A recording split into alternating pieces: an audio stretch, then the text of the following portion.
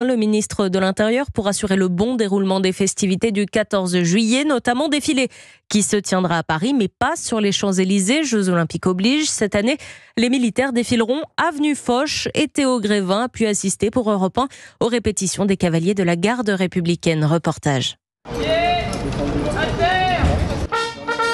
5h30 du matin à Paris, les cavaliers de la garde républicaine posent pied à terre à proximité de l'Arc de Triomphe.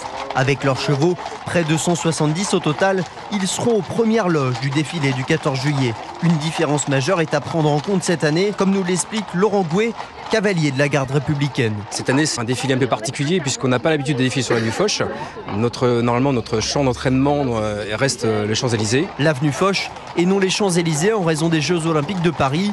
Une première depuis 45 ans qui n'inquiète pas le colonel Marie-Audrey Lehup. Elle commande le régiment et descendra l'avenue aux côtés du président de la République. On a adapté le dispositif dans son volume, donc l'effet de masse sera le même puisque l'axe est plus étroit. Quand on arrive face à la tribune, moi qui suis au centre, le président est en face de moi et c'est toujours un honneur de lui présenter les armes.